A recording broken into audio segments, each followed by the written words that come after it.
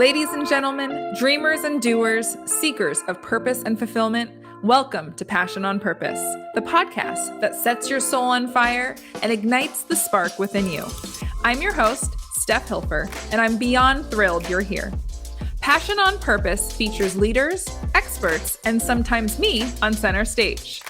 We put the spotlight on visionaries, entrepreneurs, leaders, experts, and everyday heroes to share their journey of self-discovery, enthusiasm, and unwavering determination. We'll explore how they use their passion and purpose to fuel their brand. Alongside our leaders, we'll provide practical tips, actionable advice, and wisdom from our experts across various fields. So if you're ready to unleash your inner fire, shake off the doubts and insecurities, and pursue a life of purpose with unbridled enthusiasm, then let's dive in.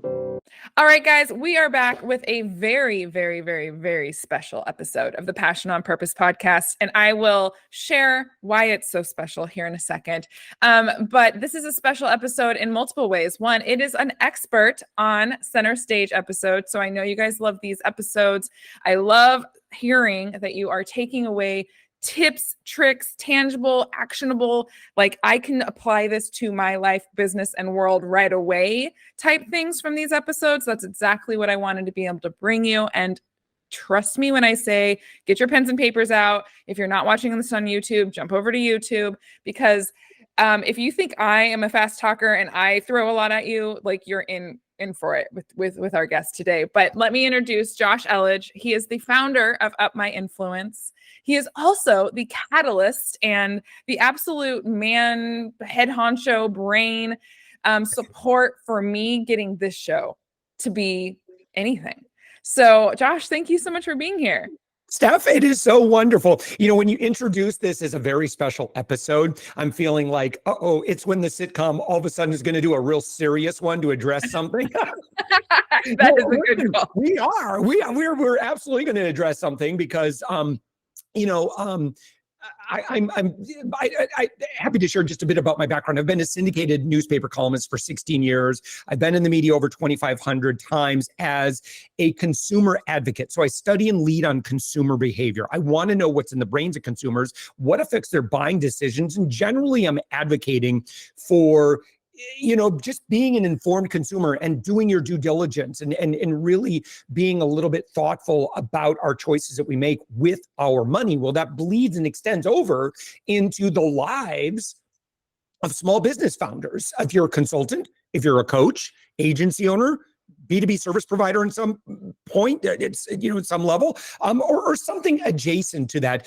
You're my kind of people. And, when I talk about, I think when I make reference to the fact that this is a very special episode, where my mind immediately goes to is I think there's a lot of advice out there, Steph, that does a tremendous disservice to great business leaders, great business owners who just want to do what they love. And they may find themselves participating in icky sales or lead gen activity because they've been told that, that's just kind of a necessary evil you have to do so that you can do what you really love. But what I want to present is a concept where you can do only what you love.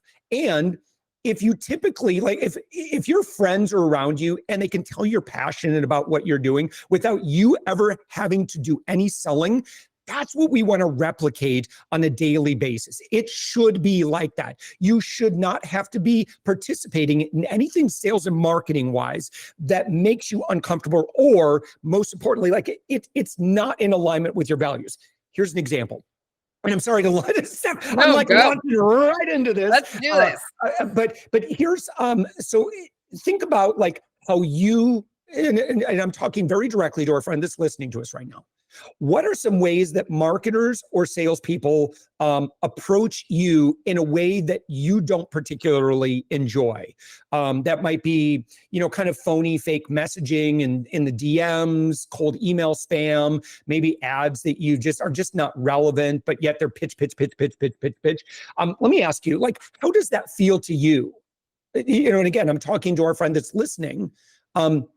To me, and I would consider myself to be a higher empath kind of personality. I got to tell you, Steph, like when somebody does that to me, it's no different than, let's say I'm at a mixer, I'm meeting and talking with friends, and all of a sudden some me monster comes out of nowhere with a business card, slapping it in my hand, looking at me like I'm just some kind of piece of meat that he wants to get money from. Steph, I got to tell you that if that happens, I think we've all had that experience when someone's creeping on us. It feels icky. And I got to tell you, like, as again, a higher empath individual, I got to tell you, Steph, I feel really ripped off when somebody approaches me that way. I'm like, I feel like I'm an okay human. You are probably an okay human too. But what you are doing is it's tragic. It really is. And I don't know who told you that you were supposed to behave like this, but I really don't want to connect in that kind of way, right? It's like, and I just feel badly because I suspect that maybe that person and me could be very good friends under different circumstances if they would just get out of their own way. Now, I don't want to blame the people who are engaging in that behavior because they're just simply doing what they were told. Some guru sold them a package. Some guru told them, yeah, you got to spray and pray, you got to spam at people, and you got to sell, baby, sell. Always be hustling. And again, if what I'm sharing, you're like, yeah, that's right, Josh. Okay, stick around because I promise you, I can share with you some ways that are going to work a whole lot better if you want to know what's in the brains of consumers today. By the way, a really good book on like just kind of, I'm going to recommend a lot of books. So again, Steph, you were right when you were saying grab a pen because I want to share a lot of great resources with you. A really good book on understanding the brains of consumers today is called Marketing Rebellion by Mark Schaefer. I think that's pretty good. And it's basically consumers are just tired of it, right? We've been experimented upon for far too long where we are receiving advertising messages and sales messages at a pace never before seen on the planet. So what happens when you experiment upon a population like that is people develop hyper resistance. So it's just not working. So you VPs of sales, you people that are out there hustling and you're like, whoa, why isn't LinkedIn working like it used to? It's because marketers have ruined it. And it's not your fault, but other marketers have just ruined it for everybody. The lead gen locusts have descended upon the fields and they've wiped out, decimated the crops. And so we are left with slim pickings. And I get to final thought here, Steph, is that what you'll find is that if you have any degree of authority, like if you are good at what you do and you can communicate that if given the opportunity, why on earth would you compete with AI? Why on earth would you compete with very, very cheap labor? You cannot compete with that if you want to compete in the lead gen swamp, for lack of a better term. There is a much, much better way. Yeah, I love that you said the lead gen locust because like I was focused, like I pictured if any Stranger Things fans, like any of the Netflix bingers of the Stranger Things series, I'm just picturing this like island of all these lead gen locusts and it's like all fiery and horrible. I just got that picture so visual, had to share it. But the other thing that I wanted, don't escape what I wanted to. What you were saying is what I call it's this like buy my cheeseburger effect. And nobody like it's so old school to just be like, hey, buy my cheeseburger, buy my cheeseburger. Here's a cheeseburger, buy my cheeseburger, buy my cheeseburger. We don't even know, like, are you hungry? Like, have you made me salivate with your cheeseburger? Do I like meat? Maybe I'm vegan. Like all of these things, does it fit my diet restriction? Does it fit my health needs? All of these things have not been considered when all you do is say, hey, buy my cheeseburger, buy my cheeseburger, buy my cheeseburger. Yep. And I think to your point, like we have been saturated with the buy my cheeseburger mentality for so long that plain and simply we're sick of it. And we just want to know that you even know that we give a damn about your cheeseburger, if I'm being honest. Yeah. Right.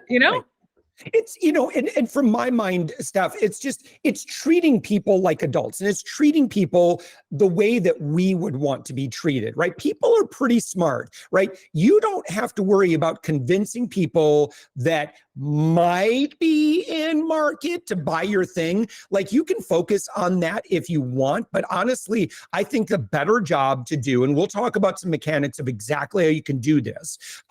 Your better option is to just simply build more relationships. You just need more at bats. Some will, some won't. So what? But our job is just to give generously to all and be of service. Earn your worth.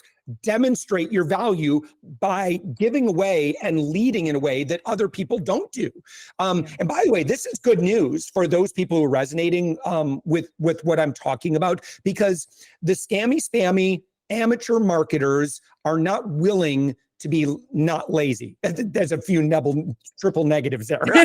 In other words, lazy marketers want to be lazy. That's just right. What they do. They're always looking for shortcuts. They're always trying to find ways to cheat the system when it comes to human connection, which is where all sales are made, right? And so they're bastardizing that process. Well, listen, as long as you stay with us in the blue ocean of human connection, authentic relationships, slowing down to speed up, really investing in your network, you're going to do just fine. This is a safe haven while you build your business in your whisper network, while everybody else is trying to be all super fake and flashy on social media. You can see it for exactly what it is.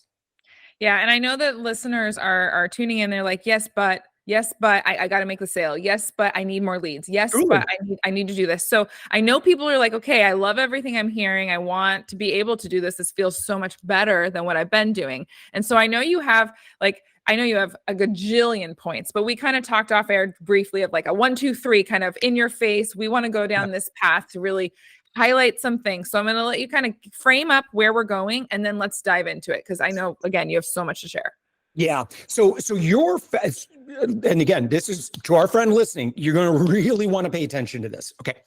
Your fast pass to attracting VIP guests, right? The type of people so in your world, let's say you're a 4 and you do business with the 5s and 6s, right? So in order to punch up a couple of levels, you're going to need to have some things in place. Okay. Number 1, we've already been addressing this. Noble intent. Okay. We all know what you want. You cannot fake it. I don't care how good of an actor you think you are. We all know what you want. Every lousy salesperson with sales breath and every good salesperson with sales breath still gives off sales breath. Like, we know what you want. So you're just going to have a kumbaya moment with yourself and say, self, what do I really want? If it truly is to get ahead and make a big impact in the world, then I'm going to need to change my mindset. And the way that you get ahead is, again, your network is your net worth. I mean, we are the sum of all of those with whom we have relationships and, who we connect with and the impact that we make with those people. So in order to get there, you're just going to have to start showing up as a genuine person. And if you really want to get my attention or anyone's attention, you're going to have to lead in generosity. So in other words, if you're the one initiating the conversation, then you're going to need to find out what that other person wants. And that's where you need to operate. And you need to be open to all possibilities. One of those possibilities may be direct engagement with what it is that you do. There may be other opportunities. And if you're open to all of the above and you're not pushing an agenda, then people are going to be much more willing to work with you. Does that make sense? So in other words, you can't, if you're like, oh, what's your goal for the call? It was to get you to buy my product. Like, if we were being very transparent about our intentions, and that's not going to work. And even if you don't say that out loud, but yet that's still what you want, we know. We all know, we can tell from the moment you open your breath or you open your mouth, what you want. So noble intent, that is the foundation for everything. Now, I want you to read, here's another book recommendation. And chances are most people listening to this have read this one. At least if you haven't, you need to get on it. It's called The Go-Giver by Bob Burg.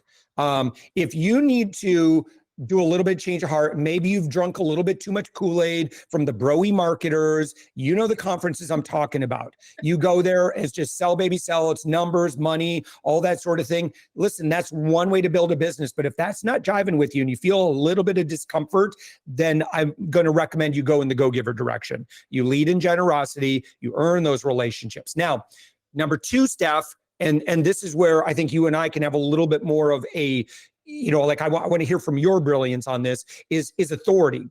Now, authority is going to be pretty important if you are doing business digitally. Like if you're just bumping into people, well, they don't have time to check you out in the moment, so they're just going to take you at face value. Most of us, however, are doing business electronically, digitally, right? And so your people are just going to make some very quick judgments about you. Why? Because leaders have learned that they have to do that. Everyone has learned to do that. We all pride ourselves on being really good judges of character. It's a human trait. We all think that we're better judges of character than most people. And so how do we figure that out? Well, again, we're looking for cues, right? And what we're talking about is if there's an opportunity to engage with you, what are people going to do? Well, you need to know every move on the chessboard that they're going to make before they do. So what I'm talking about would be, what are those indicators that you're good at what you do? What are those indicators of trust?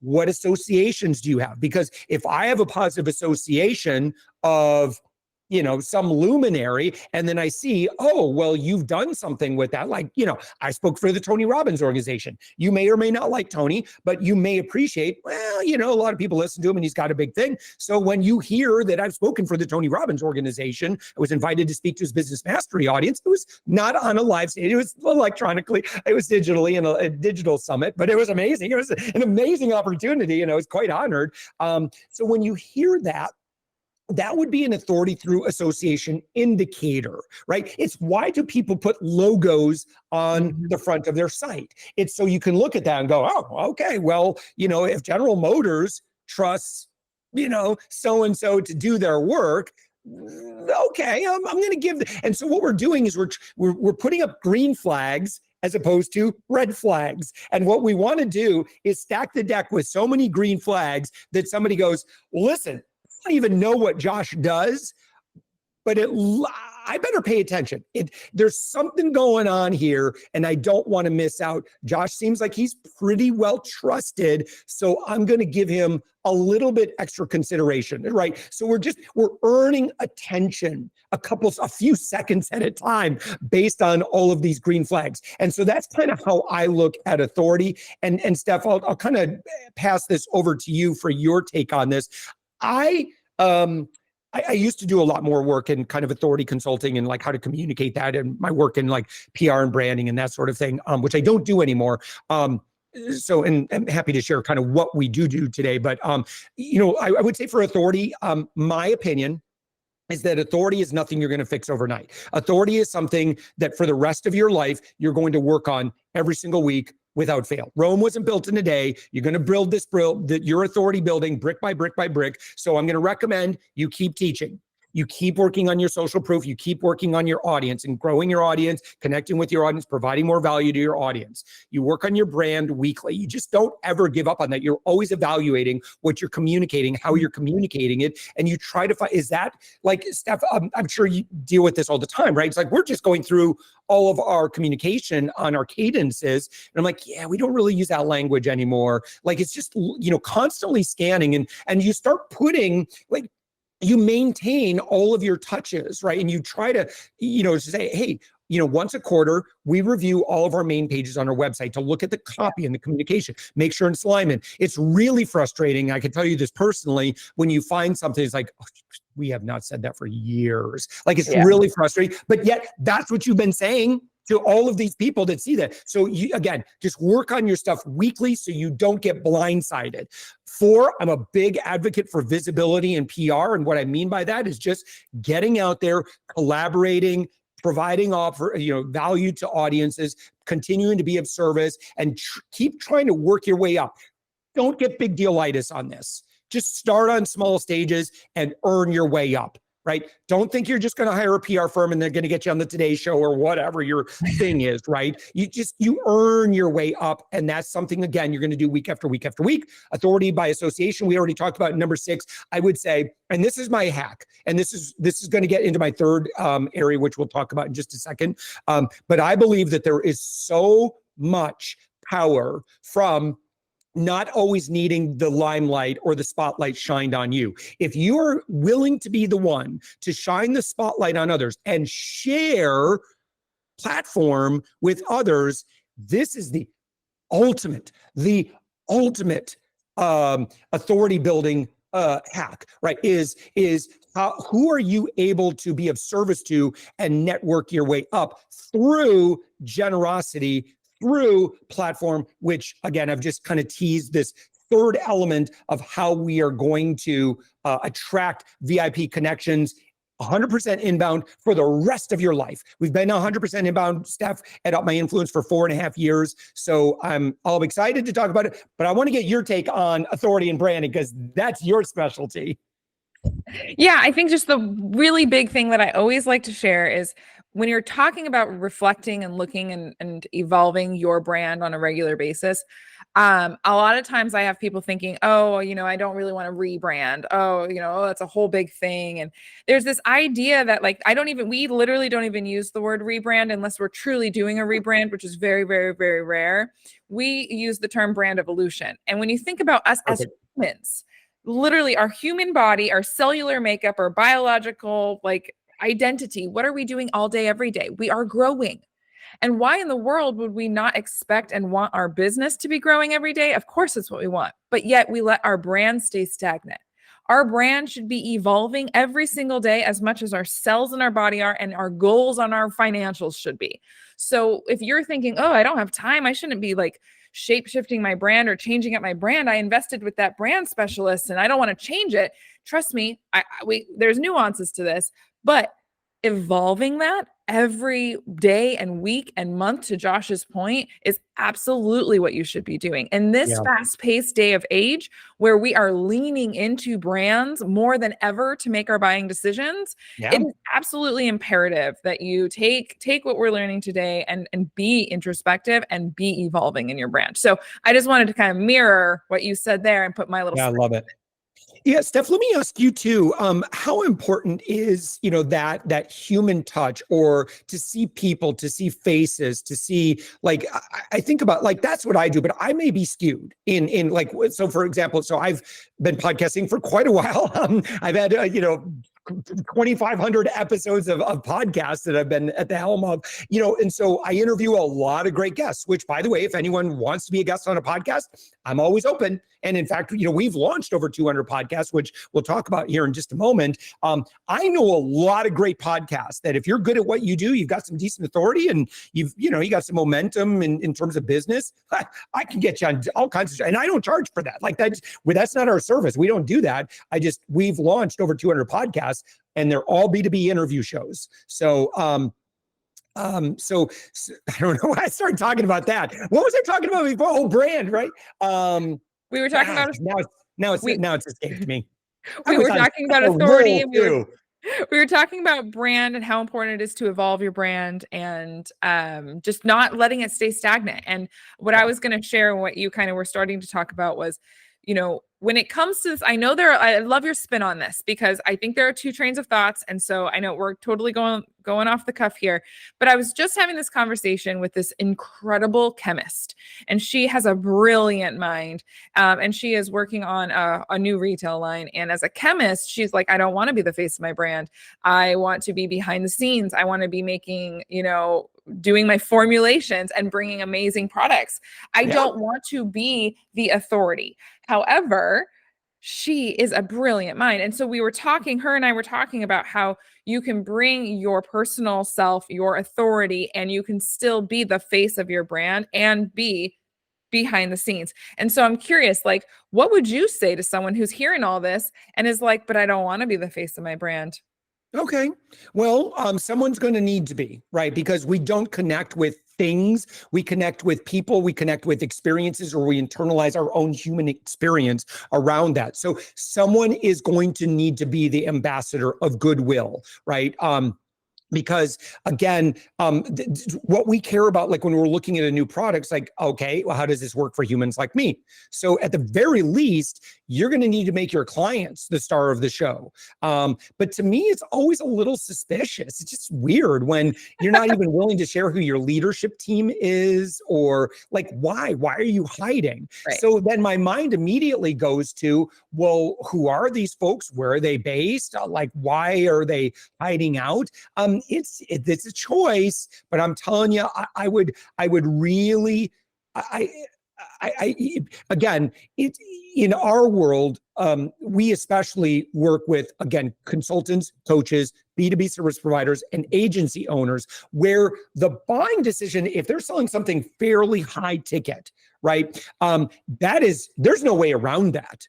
Yeah. Like, you are going to have to communicate personally, one-to-one, which again, if you're good at what you do and you like people, that works out in your favor.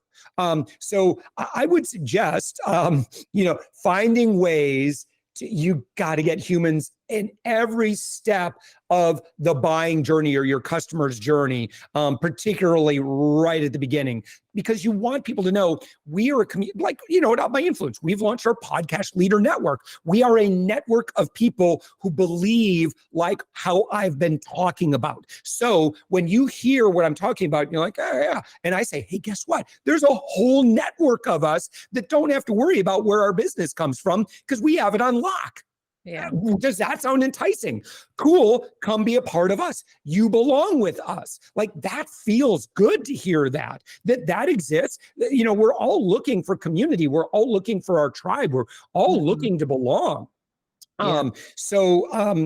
Again, Steph, I would urge that person to really think long and hard about how you can humanize your brand. And there's a lot of great books out there on that topic. Absolutely. And I think that was exactly where you were starting to go, because you were talking about how important the human connection is. And I think, and I don't know exactly where you're going, but I always talk about, I seldom know where I'm going, but yeah, that's there fine. eventually. I have this like fun, like sun streak going on in my face. It's so funny. I keep seeing it. Anyway, I'm distracted by that. Where I always go when we talk about the human connection and human relationships is, where are we actually right now in our world, right? This conversation around AI and bots and automation and all of those things. And so what I'm always preaching is this idea of human automation. Like, how do we automate a human experience that is real and connected and feels like a connection? It feels like a relationship because it is one. How do we take the principles behind what these, new technologies coming out, but not leave behind our go-giver mentality, not leave behind noble intent. So I think you were starting to, and I'm sorry if I derailed you, but you were starting to talk about human relationships and how important they are. So share with me more on that. Yeah. So listen, on the note of AI too, I use ChatGPT a minimum of 30 minutes a day. I am actively, I use it for nearly everything. But one thing that I will not do is have it speak for me. That's not its job. That's my job. So I demand more from AI because I have an exceptionally high standard for my human connection. So everything that AI does needs to enable me to do a much better job. Now, idea generation, planning, mapping out, it's amazing, certainly, coming up with outlines. And I would say, if you're really, really, really good at feeding it, writing samples and stuff, I think it can get you maybe as much as 80% of the way there. And I think it'll continue to improve. But right now, Steph, I'm sure you've seen AI voice, and it is maddening when I see it. Let us enjoy a cornucopia of opportunities, resplendent with blah, blah, blah, blah, blah. So fake. We all know exactly what you're doing. You're not fooling anybody. It doesn't sound human. It's time to skyrocket your business. Yeah, it's like, come on, that's not humans don't talk like that to other humans. I'm not going to say I'm perfect at every language everywhere because I got a team that they're producing a lot of stuff too. So I can't guarantee everything is exactly how Josh would say it. But we really try hard at that. Yeah. But what I would say again, if you're going to use AI, do not be lazy with it. It's a tool. Have a very, very high demand for its output, and don't accept mediocrity because your customers won't accept mediocrity from you. Yeah. AI is totally a tool, and I don't want to divulge into this too much longer, but it is a tool, and it's only as good as the way you use your tool. Yeah. And that's the way I like to think about it, right? You have a hammer, and just having a hammer does not build you your house. You need to use the tool in the best way possible. And that's what people are figuring out right now is how do I use this tool? And to your point, my thing is before you use this tool, you need to know where you're going, who you are, what your brand is, how is your authority? Yeah. Right. All of these things, you need all this established before you start diving into this tool, in my opinion. Yeah, I think it would be really interesting to watch my conversations with ChatGPT, and I push back a lot. And I said, no, you're not getting it. And then I'm constantly engaging in a very deep back and forth to get my desired output. And it could just be for planning and decision making. Like everything it tells me, again, I look at very, very skeptically. Steph, to your point, just in the sake of time too, I really want to focus on this third one because I think this is where the rubber hits the road, because I think a lot of people are like, cool, man, this is a lot of great strategy, a lot of great philosophy. I love it. I love it. I love it. But how's that going to make me money? So I don't know if you want to kind of tee that up, or you want me to kind of talk about what I'm thinking about. Let's go there. Let's go to some nitty gritty, some things that we can like tactical, tangible, actionable things that we can start implementing into our lives and businesses. Yeah.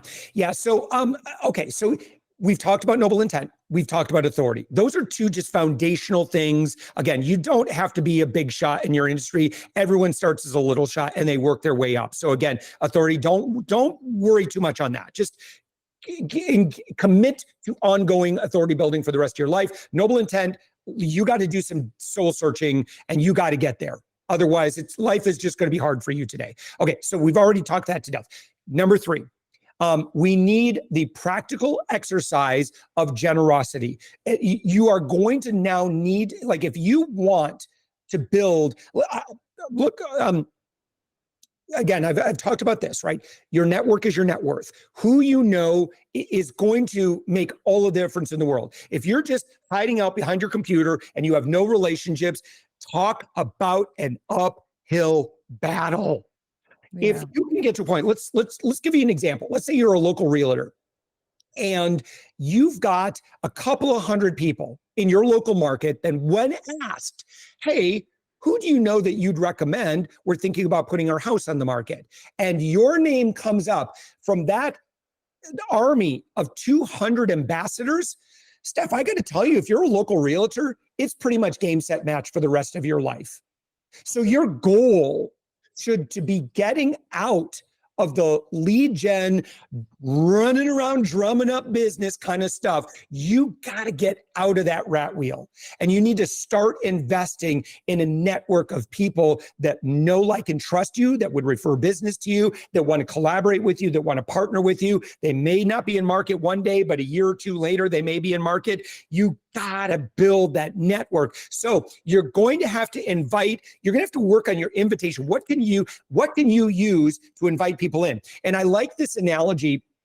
Steph, I kind of put this on our screen that we're looking at. I don't know if it's visible for anyone else, but it's this idea of if your goal was to collect a bunch of butterflies, I think, unfortunately, what a lot of people will recommend is they say, here's a tool, here's a tactic. And they put a butterfly net in your hand and they say, butterflies nets work. So then they say, well, run around up and down the street and just start trying to catch anything that moves. And with your butterfly net, screaming, like a raving lunatic up and down the street, trying to catch butterflies. That's one way you could build your business. And that is kind of like, again, when you see just people desperately selling on their social media, you could tell that they need the sales. Like they're just, it's like, by the way, can I just a little sidebar on this?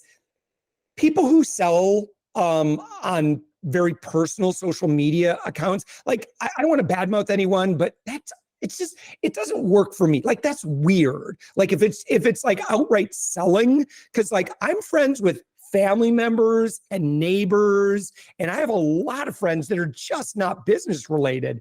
I would feel very awkward starting to like pimp all my stuff.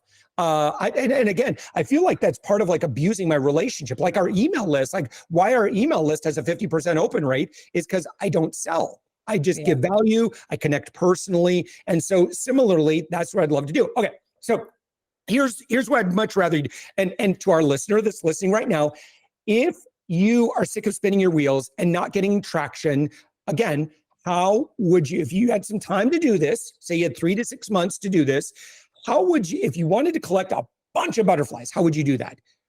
Well, hopefully you've kind of rattled this around in your brain and you came up with the same idea that I came up with. You plant a butterfly garden. It's as simple as that. You need to make yourself incredibly attractive to other people that want to work with you. So again, noble intent, authority. And number 3, you are going to leverage generosity and you have to give away what other people want. So where we are in a world where everybody is hogging their own spotlight and hogging their own limelight because they think that the way to fabulous wealth is, and riches and success is to always shine the spotlight on yourself only and just talk about me, me, me, me, me, me, me. Well, there are a lot of people doing that, but here's the shortcut. If you are willing to use platform to celebrate others, you can get about anyone to show up within reason. I'm not talking about unicorn hunting. If you are a 5 in your industry on a scale from 1 to 10, you can get the 6s and 7s to show up like clockwork. If you're willing to give them what they want and genuine intent, like genuine noble intent, you are genuinely going to do nice things for good people.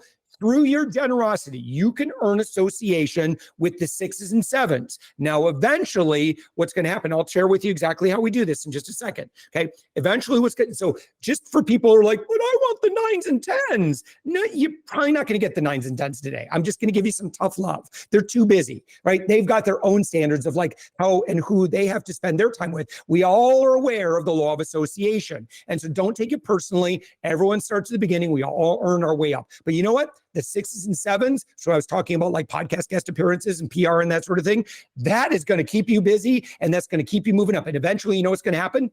You're going to become a 6. And now you get to work with the 7s and 8s. And then eventually you're going to become a 7 and you work. And it might take years and years and years to do this. That's okay, because you're going to do a lot of business in the meantime. Okay, so let's think about what are the things that we can give away that are going to work well today.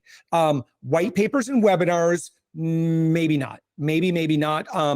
Because that's what everyone else is doing. All those cheap, lame lead gen locusts, that's what they're doing. They're cutting too quick, right? They're trying to get to the sale far too quick and they're not honoring the relationship. Again, we honor in sales what I would refer to as a 2-step process, right? Where we're going to make the friendship first and then we'll see where it goes. And we trust that process. Because we trust that process, we earn the trust of those with whom we're around.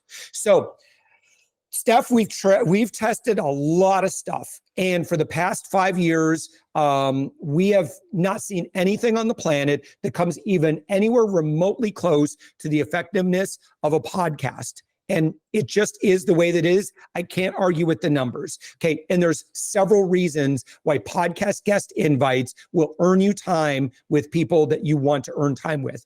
And I'm talking about centers of influence, potential partners, JV partners, collaboration partners, clients.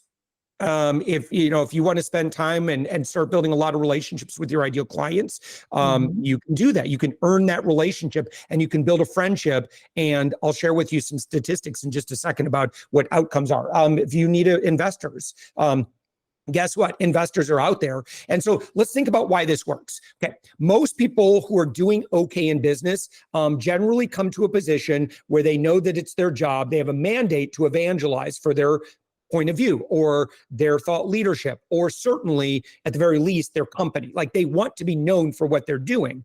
Most centers of influence are keen on growing that influence. That's their stock and trade. Like that's their big ambition. So if you say, I love what you do, it looks like we agree or we share values on this thing. Would you be willing to be celebrated as a guest on my stage? And I would love to honor you with that and share your message with my audience.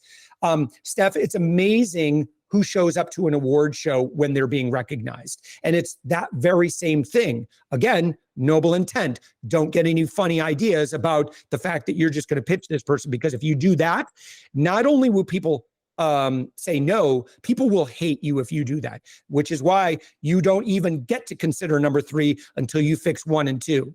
So now if you'll do this, here's what's going to happen. You create a remarkable guest experience for your guests. You shine in a way that nobody else does. Now, if you want to learn deep, like if you really want a masterclass on this, I teach this stuff for free. You don't even need to give me your email address or opt in. I've got my masterclass video. I'll really get in the weeds on this, over at upmyinfluence.com. And I've got the links and stuff on there. If you search me, you'll find it and stuff. But anyway, also I'll teach you this a little bit more detail. But again, because I do need to explain some minutia, which we don't have time for in this conversation. But again, you're creating the butterfly garden, and you're inviting those people with whom you want to build a relationship. Who's in your dream 100? Take out the 8s, 9s, and 10s. Who are the 6s and 7s? And that's who you're going to focus on. And you're going to extend an offer of generosity. And then you're going to give them an exceptional experience. You are going to do them a solid. You are truly going to celebrate them. And you're going to, along the way, communicate a bit about your authority in a very, very honoring way that is justified by what the guest is looking for. The guest probably wants to know who's in your audience. The guest probably wants to know what questions you're going to ask. The guest probably wants to know, well, what do you normally talk about? Who are you? So you can share that in a very guest servicing way so that they're like, oh, okay. And here's what's going to happen. You're going to start to shape intention where the guest initially was thinking, cool, I get visibility. Great. I get to serve an audience. And now they're going to start to think, oh, wait a minute. Steph or Josh seems like a kind of a cool person. They're earning my trust here a little bit. So what we're creating, Steph, is it's called familiarity bias, right? So the more time you can get someone to spend time with you virtually, you start to earn that virtual proximity, which leads to familiarity, and then familiarity bias, where now your guest feels like they know you a little bit. So now you finally show up, do a solid, and then Steph, if you and I were on a panel at a conference, let's say we had a great experience and we got to know each other just a little bit during that experience. I say, I really like what you do. Listen, do you have time to like grab coffee or maybe grab a Zoom call next week or something like that? I'd love to see if there's something we should be doing together. That's it. That's your invitation. You know what? 2000, because this is the system I follow. I've recorded over 2,000 episodes for The Thoughtful Entrepreneur, which is my podcast. I have only had one person in 2,000 invites ever say, no thanks. 1,999 yeses out of 2,000 is pretty good. And by the way, if they say no, that is a very good filter that you want to trust. Yeah. Yes. Trust the process, trust the filter. And so then you show up with this other person in curiosity and you say, well, tell me more about what you're doing. How can I help? What are you looking for? Like, what are your big goals for the next month? And it's like, well, I don't really do that. I don't think I can help with that, but I might know somebody for you. Oh, you're looking for clients or introductions. I know some, and you offer to like give first. And then just like, well, I'm happy to share with you a little bit. I don't know if you saw what I do, but I'm happy to share with you a little bit. I don't know if what I do is relevant for you, but I'm happy to share that. And then this sounds scary, but you know what? This is exactly how the best sales get done quietly in the Whisper Network. It's just two people, two leaders who like each other, and then they're figuring out, well, what do we do together? And that's it. And here's the amazing thing. You will outperform the Glengarry, Glen Ross, sales, blah, blah, blah, broy sales. You will run circles around them. And the reason why is because, again, sophisticated B2B decision makers ain't going to have it if you start hard selling. They are out of there so quickly. So don't even think about it. So all your objection handling stuff like that. I want you to rethink all of that. Go read The Go Giver. Come spend some time with me and my people. We have a platform which it's low cost. It's $4.97 a month. And like, we built this whole system for you. I don't know if that's relevant for our friend that's listening to us, but if you're curious about that, you can come take a peek at it. And we give 14-day free trials of it. Certainly long before that, you can come and I'll teach you for free. And I don't even need your email address. I trust you. You're an adult. If you like what I'm offering, you'll let me know. So see what I'm saying? It's like, Steph, it's that level of trust that I think is so critical that we as people who are, we want to make sales, we want to make a lot of revenue, but if you lead with that trust and that noble intent, you will outperform everybody. But yeah, we see conversion, Steph, generally about 15 to 25% of the time on our clients' big ticket offers. And it has more to do with being in the room with the right person, creating an exceptional experience. And if they're in market, they're going to buy. If they're not in market, they're not going to buy. And there's nothing you could say generally to convince them otherwise. But there's a lot of stuff you could do to lose the sale. So what you want to do then is just max out where they're ready for at this point. And it might be some introductions back and forth. Maybe there's some other collaboration opportunities. Maybe there's some partnership stuff you can do. Play the long game. Build your army of 200 ambassadors so it can be game, set, match for you. And Steph, when you do this, the amazing thing about podcasts is that because it's supply and demand, there is, for every decent interview show, you have thousands of potential guests. And those potential guests tend to be pretty classy people. So again, lead in generosity and supply demand is going to work in your favor. And you can get, like, after you do this for about 6 months, you'll probably get pretty close to 100% inbound. We at Up My Influence have been 100% inbound for over 4.5 years. I just don't need to worry about where my business comes from. I have it on lock. And I'm so grateful to do that because I am willing to lead with generosity. Yeah. I think the key thing to take away from all this is the new way of meeting and greeting people. It's not the only new way. It is a new way. And so when I think about the guests that come on the show, I literally tell them that I started this show because I can't sit down with you and have coffee and have this conversation. I can't anymore. It just doesn't, I'm not going to be able to because you are amazing and I want to talk to you, but you're in Georgia, right? Or wherever you're at, you're far away from me. And so I started the show because I was having these virtual connections, but then they were stuck in my head. And I was like, well, wait, all this great, amazing stuff you just told me about your heart and soul and all this passion you put into your business, now it's stuck in my head. And while I'm gracious that I get the gift of it in my head, I want to give it to others. I want you to get to give it to others. And so it's just, if you're hearing all this and you're like, well, I don't, okay, this just feels different. It is different. But this is the new way. This is how we're connecting with people. And this is how you're taking those connections and those coffee chats that you're going to do anyway and building a bigger network for both you and your guests. It's just, like you said, your net worth is your network, or your network is your net worth, whichever way you say. I know you always say all the time. And it's so true. And community is everything. When it comes to your brand, community is everything. And the way that you, with noble intent, build that community and create that authority and then support each other's businesses, right? That's the win-win strategy. That's if you like this little wrap up that I'm giving you now, go back and really re-listen to everything that Josh is saying, because that's ultimately what we're doing here.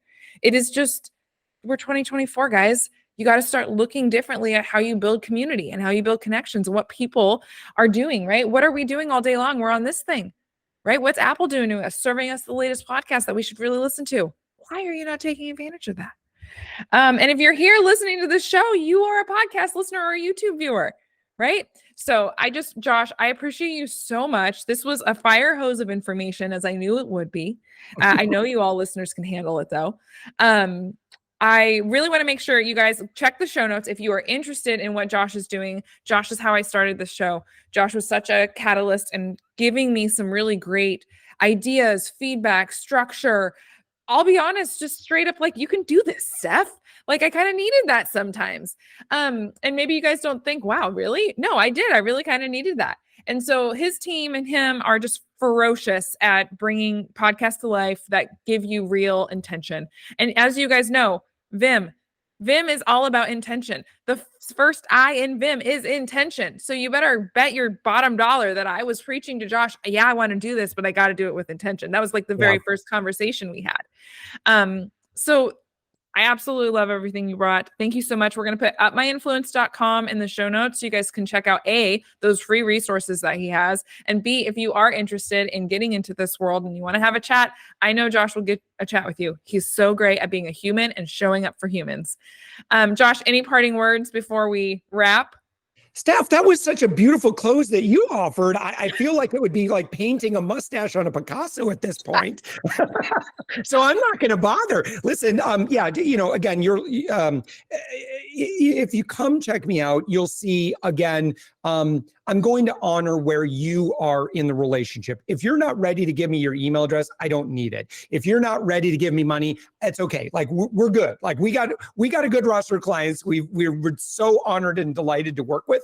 But when you are ready for that next step, sure, I'd be delighted to be of service. So again, Steph, thank you so much for sharing our website. And again, to anyone that's listening that's interested in being a guest on a podcast, we're always looking for great guests. Through our network of podcasts, I probably have some really great opportunities for you. It's free. I don't charge you for that. It's just, we're delighted to help make connections. If you have a message that can positively impact the world, then you truly deserve platform to be able to do that. And again, if you're willing to do that in the spirit of collaboration, then you're going to find yourself in a 1 + 1 = 11 calculation day after day after day after day for the rest of your life. And I'm so excited for, again, when we see people get to that stage where we call that getting to the stage of remarkable, right? Remarkable is the antithesis of, I think what Robert Stevens, the founder of Geek Squad, said. We said advertising and lead gen is the tax you pay for being unremarkable. Keep working on being remarkable. You earn that remarkableness by leading in generosity, by being a good steward in your industry and your community. People will love your dedication. People will certainly love you being willing to share your stage and your spotlight with other people. And you can earn your way all the way to the top and have the impact in the world that you always dreamed and desired to have. Yes. Absolutely. Thank you so much. This is an episode that I know myself, we're going to have to go back and listen to a few times. It's a good thing. So thank you. Check it out on YouTube. We're really hoping this was a kind of a little trial, guys. You guys know me. We wing it around here a little bit. This is a trial to see how our recording does. So hopefully you got to see some of the slides that Josh put up. I bet you $1 billion if you really want to see those and you didn't get to see them, just shoot me a message. I know Josh will hook us up. Yep. So yeah, thank you so much. Until next time, guys. Thank you so much for tuning in to another episode of the Passion on Purpose podcast. I truly hope you got a lot of value out of this episode. So if you did, please rate, review, and share. If you are interested in being a guest on the show, whether a leader or an expert, please go to getvim.com/podcast and you will find our application page, or reach out to me directly and I can give you more information.